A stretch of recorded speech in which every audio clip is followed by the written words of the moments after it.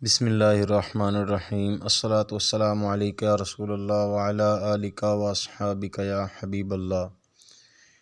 معزز طلباء کرام، السلام علیکم ورحمۃ اللہ وبرکاتہ۔ معزز طلباء، پچھلی ویڈیو میں ہم نے زبر، زیر اور پیش کا نام، شکل اور آواز کو پہچانا تھا۔ یہ شکل ہے، یہ اس کا نام ہے زبر، اور یہ اس کی آواز ہے جو بلندی کی جانب سفر کرتی ہے ہوا میں۔ ایسے ہی یہ زیر کی شکل ہے، زیر اس کا نام ہے، اور یہ اس کی آواز ہے جو پستی کی جانب سفر کرتی ہے۔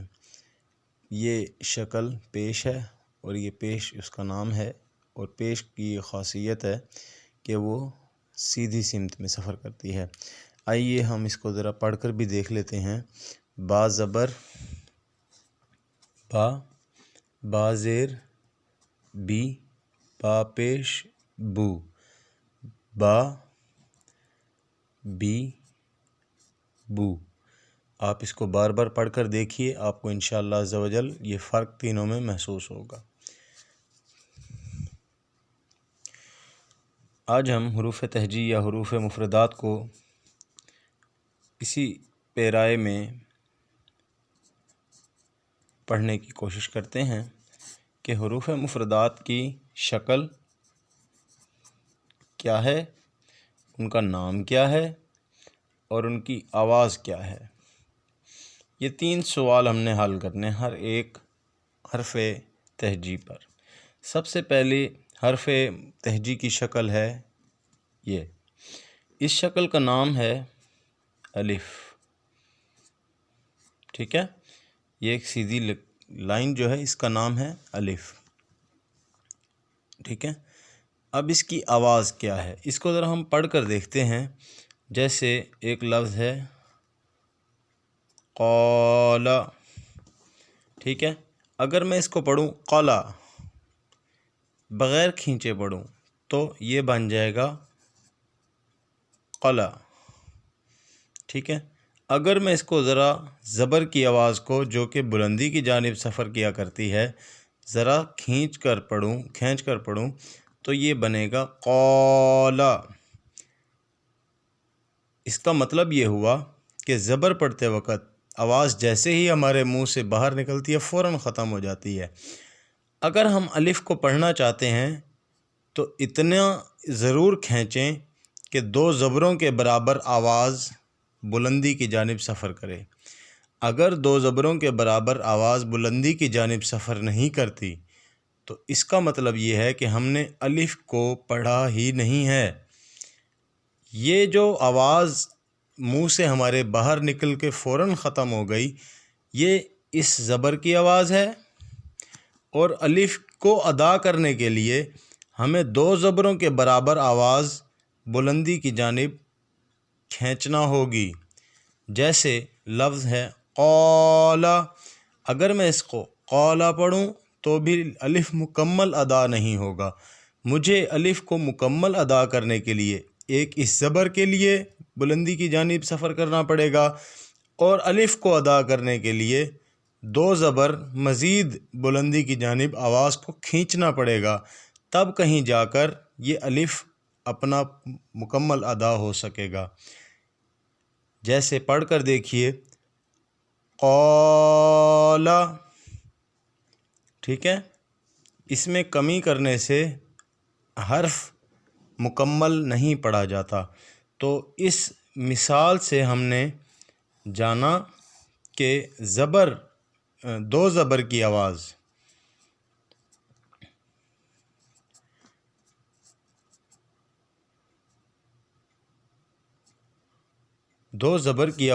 الف کی آواز ہے، یعنی دو زبر برابر ہیں الف کے۔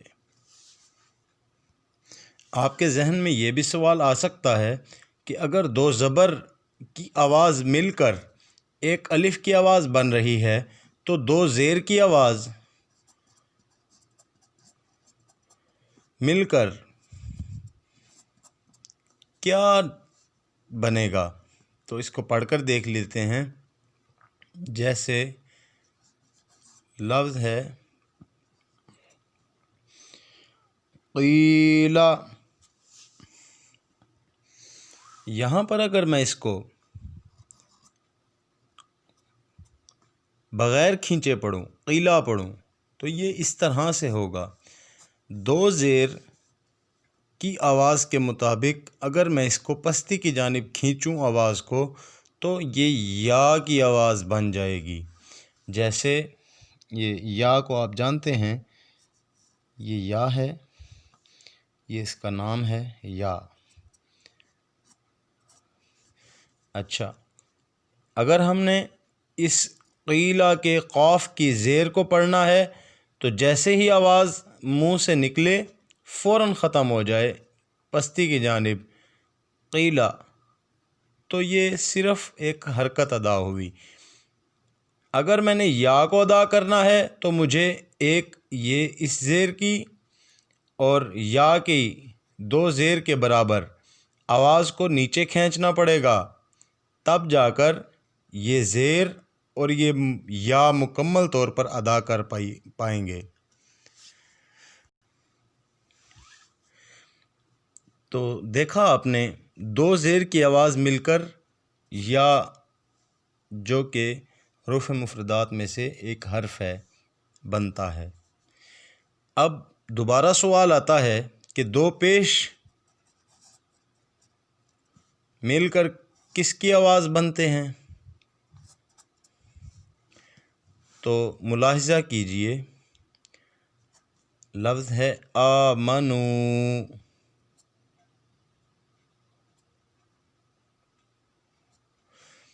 اب یہ جو آمنو لفظ ہے، اگر میں اس کو پڑھوں آمنو، آمنو، اس کو نہیں کھینچتا، یعنی آمنو صرف تھوڑا سا کھینچتا ہوں، منہ سے نکلتے ہی آواز کو ختم کر دیتا ہوں، تو آگے جو واو موجود ہے وہ ادا نہیں ہوگا۔ اب یہ غور کیجئے، یہ واو کی شکل ہے، اس کا نام ہے واو، اس کی آواز کہاں ہے؟ اس کی آواز وہ دو پیش کی آواز ہے جو کہ اس کو ادا کرنے میں مددگار ثابت ہوتی ہے۔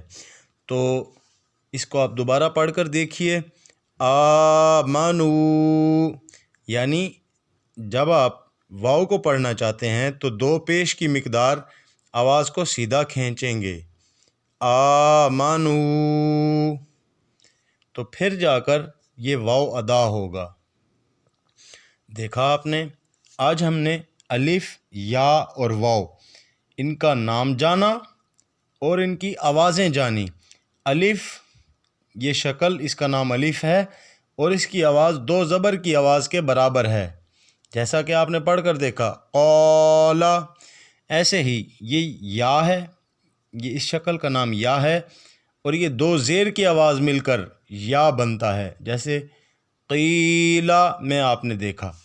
ایسے ہی اس شکل کا نام واو ہے اور یہ دو پیش سے مل کر بنتا ہے، جیسے آپ نے یہاں دیکھا آمنو۔ اس کھینچنے کے عمل کو عربی میں مدہ کہتے ہیں۔ مد کا معنی ہوتا ہے کھینچنا، کھینچنا۔ جب زبر کو کھینچا جائے، چونکہ وہ الف کو ادا کرنے کے لیے کھینچا جا رہا ہوتا ہے، تو اسے الف مدہ کہتے ہیں۔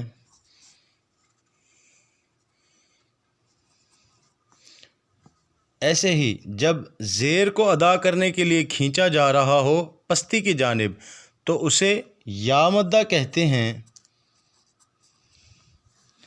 ایسے ہی اگر پیش کو واو کو پڑھنے کے لیے، ادا کرنے کے لیے آواز کو سیدھی سمت میں کھینچا جائے تو اسے واو مدہ کہتے ہیں۔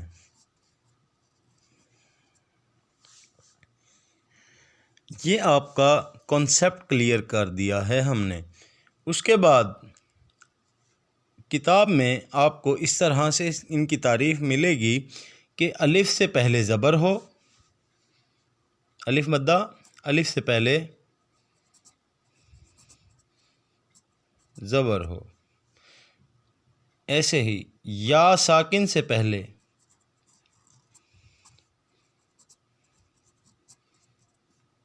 زیر ہو، واو ساکن سے پہلے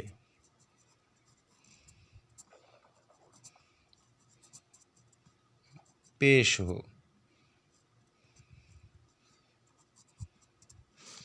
تو الف مدہ، یا مدہ اور واو مدہ ہوتا ہے، یعنی کہ ان کو کھینچ کر پڑھا جاتا ہے۔ آپ اس کو یوں بھی دیکھ سکتے ہیں کہ الف، آپ اب جان چکے ہیں کہ الف در حقیقت زبر کے ساتھ بنا ہے، ٹھیک ہے؟ تو یہ بات یاد رکھیے گا کہ الف سے پہلے الف سے پہلے صرف زبر آئے گا، زیر اور پیش نہیں آئے گا۔ یا سے پہلے، یہاں پر ایک بات میں آپ کو نوٹ کرواتا چلوں کہ زبر سب سے خفیف حرکت ہے، ہلکی حرکت ہے۔ زبر کیا ہے؟ سب سے خفیف یعنی ہلکی حرکت ہے، ٹھیک ہے؟ اس کے بعد وزن رکھتی ہے یا، زبر کے بعد یا، یہ وزن رکھتی ہے مگر یہ زبر سے وزنی ہے، پیش سے زیادہ اس کو وزن نہیں ہے، پیش کا اس سے بھی زیادہ وزن ہے، یا زبر سے زیادہ وزنی ہے۔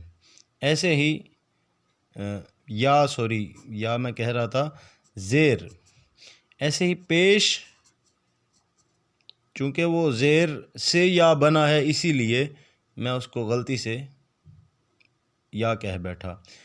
تو زبر سب سے خفیف حرکت ہے، اس کے بعد وزن رکھتی ہے زیر، اور اس سے زیادہ وزن رکھتی ہے پیش۔ سب سے وزنی حرکت پیش ہے،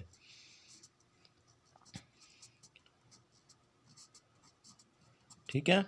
الف سے پہلے زبر آئے گا، چونکہ الف خفیف حرکت سے بنا ہے، الف کمزور ہے، اس پر زیر اور پیش جو دونوں وزنی حرکتیں ہیں وہ الف پر، چونکہ وہ کمزور ہے، اس پر نہیں آتی، ٹھیک ہے؟ ایسے ہی یا،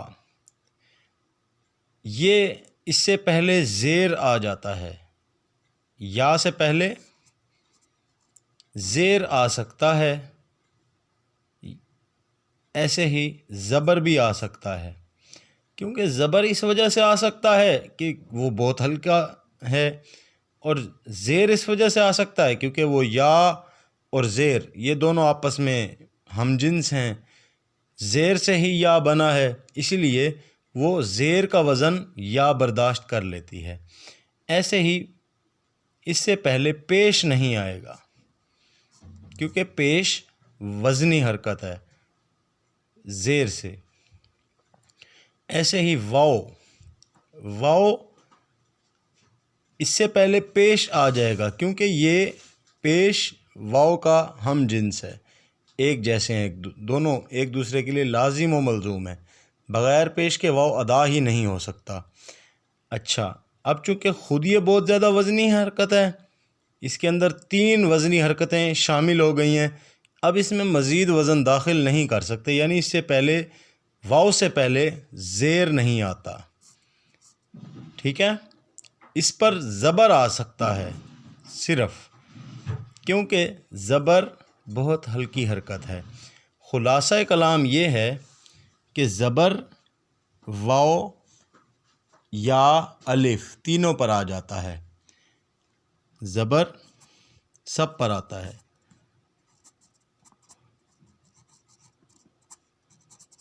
ٹھیک ہے؟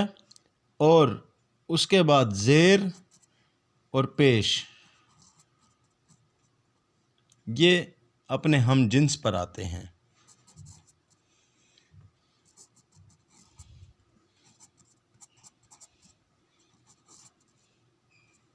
اس کے خلاف پر نہیں آتے۔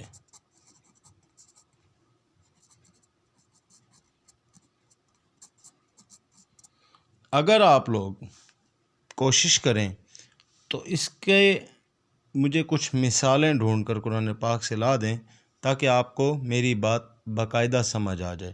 کسی کو میری بات سمجھ نہ آئی ہو تو وہ میرے ساتھ واٹس ایپ پر کانٹیکٹ کر کے اپنا سوال حل کر سکتا ہے۔